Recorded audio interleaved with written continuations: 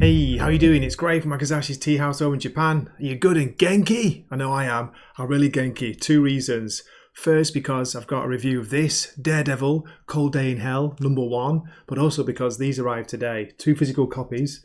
We've got Absolute Martian Manhunter, #1, and the Fantastic Four versus Godzilla, or Gojira versus Fantastic Four, with a Peach Momoko variant cover there. Awesome. Okay, let's get on with the review because, yeah, I'm excited. This is a great opening issue. $6.99 though, it is $6.99. It's written by Charles Soule and Steve McNiven. They do the story together. We've got Charles Soule doing the dialogue and Steve McNiven on art and the colours in this opening issue. And the art and the colours are, I think, fantastic. Worth getting just for that. But it is pricey. You know, it is a $7 book. There are, I counted, 31 pages of actual story, but you do get quite a bit of extra bonus features at the end where you see some of Steve McNiven and Charles Soule's process, how it's been made and put together from the basic, thumb sketches. I can't remember what the word is. Thumbnails, that's it. Thumbnails? It's YouTube, isn't it? So from that to the pencils, to the inks and the colouring and how it came along. Yeah, it's just a really, really good opening issue. Old man Matt Murdock, simple as that. And we get a really weird kind of reveal near the end, which I'm not going to spoil in this, but I do show quite a lot of the book. So, spoiler warning, this is really good. I'll go out and buy it. If you've got any interest in the characters and for Steve McNiven's art, fantastic. I don't know if I'm going to buy the individual issues. I'm probably going to go for the trade when it comes out. But yeah, great to get the review copy for this. So thanks so much for that. Yes, without further ado, here's my score. It's a 9 out of 10 for this opening issue. A very strong 9. Absolutely loved it. I've read it through 3 times now, with including this review. So let's get on with a look inside the book. As the story opens, we're in a graveyard in the snow. We can see a blind man's cane. It must be Matt Murdock. There he is, old man Murdock, walking through the graveyard. Daredevil, Cold Day in Hell. It's Harbour View Cemetery, Staten Island. You can see here the art style by Steve McNiven. It's kind of a minimal, almost expressionistic style, but he's done the colouring himself on this opening issue. That's what I heard. I think it looks great, very atmospheric. The detail of the kind of blurry city in the background, yeah, sets up the scene nicely. Matt's talking to one of the gravestones, and we're wondering at this point, who is it? Whose gravestone do you think it is? As he crouches down, his knees crack with his old age. Turns out he just met Jessica Jones randomly in the street. He says he doesn't know how she looks, but the voice is the same, like a sexy cement mixer. Then we get our first reference to the war, whatever war that was. Matt's saying that Jessica would have come and visited him sooner, but she wasn't sure he survived the war, so the war must have been a big one.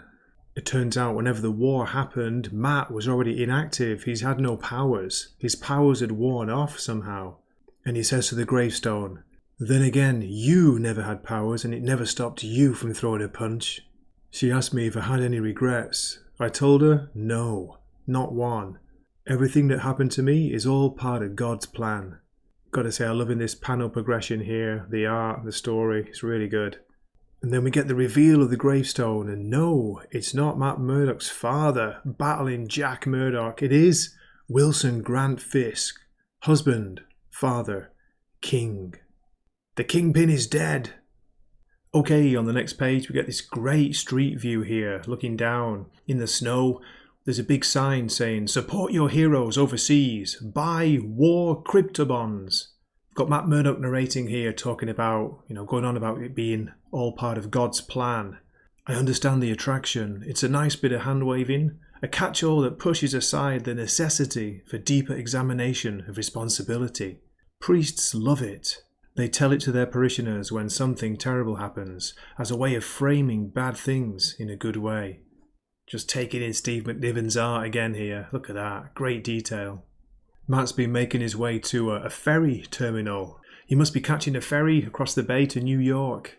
I hate this part. These ferries are at least 50 years old. They sink sometimes. I like to keep my feet on solid ground. It's a cool line there in a reference to what he used to do when he had the powers. His feet weren't always on solid ground, were they? Weird sign there in the background, can you see, with a single eye. Below it, it's saying, say something. It's like a big brother is watching you sign, isn't it? Matt goes up on deck for some fresh air, even though it's freezing cold. Somebody joins him. He's talking about why he gets why people don't come out here very much. Damn DBs. DBs. Now that keeps popping up throughout the issue, and it's not actually clear what they are, the DBs. Anyway. Damn disgrace is what it is, and they just left it like that. Ain't you gonna say nothing? You got no opinion? The guy's getting angry for some reason here. Standing there in your fancy scarf. Too good to talk to the likes of me? Don't you see it? So obviously he's talking about something they can see. Well, he can see in the distance, but of course there's no reaction from Matt because he can't see it. Oh, hey, sorry man, I didn't realise you were blind. I didn't mean nothing. You want to know what I think? Asks Matt. Then we see what the guy was looking at. It's a wrecked stanchion of the bridge, isn't it? Completely destroyed. Never surrender, never forget is printed up there on like what appear to be banners. Matt says, it's all part of God's plan. So something huge happened here, part of the war that's being referenced. Who are the DBs? Back in Manhattan. Thank you, Jesus. That took too long. He's talking about getting back to the kitchen. Is it a soup kitchen? Hey! Somebody calls him. You spare anything? Cold out here and I'm hungry. Sure, friend. Let me see what I've got. Matt goes to take some money out to give him some. The guy's face, his expression changes. He has a very hungry look. But we get internal narration where Matt's talking about, it's not this guy's fault. It's the times. These times are hard. Dark, ugly times. Take what you need, says Matt, but leave me what you don't, okay? You're not the only hungry one. And after grabbing the money, he pushes Matt. No, down the steps of the subway. Move, touch, feel. You know how to do this. We see him somehow turns his body around. Is he going to be okay? There's still a big crack when he hits the ground. Why? Why did you do that? 'Cause I wanted to. Leave me some money. Screw you. Screw you, man. I'm not the only hungry one. Then from behind, his accomplice, possibly, his buddy with dodgy teeth, grabs Matt. That's true, I'm starving. Now don't scare the man, Clarence. I'm just playing, Georgie. You see that flip he did? That was cool. Shut up, give us everything you got, not just the small bills. Then Matt makes an offer. They can take the money, go for a lunch, or come to the soup kitchen that he runs. Battling Jacks. Great name. Free hot meals on the regular, no preaching. Even got a few beds, but they fill up fast. And then he reminds them, I'm blind, fellas. I won't be able to tell you apart from any of the other folk that come in. I think the art in these panels is just so good. Look at the expressions on the faces. Really distinctive, like facial characteristics. Really, really good. Hamburger looks pretty good too. Good to know, says the guy and grabs all the money and they run off. Hey, you don't need the cane. Come on, man, please. He turns round, tosses the cane to Matt. You're lucky I'm a nice guy. Listen, you can do it. It's right there. Matt reaches out. He's about to catch the cane. Whap. Idiot. No, he doesn't, unfortunately. He doesn't catch it. He misses it completely and it strikes him on the forehead. Picks up the cane, walks back up the subway steps, back out into the street. Full house today, Mr. Murdock. Here we are, battling Jack's house, the soup kitchen. There's a report on the radio they're listening to. The latest update from the Southern Front. General Barton's border teams have captured 4 attempted DB infiltrators in the last week. A promising result. So again, the reference to the DBs. General Barton. Sound familiar? If you look carefully at the table below the boxing poster, that's the 2 guys, isn't it? The 2 ones who just took Matt's money. They're there, having something to eat. Matt's taking some rubbish, some garbage outside when, from the same subway steps, you see people running up, shouting out, Get out of my way! Move! Faster! Boom! There's a huge explosion.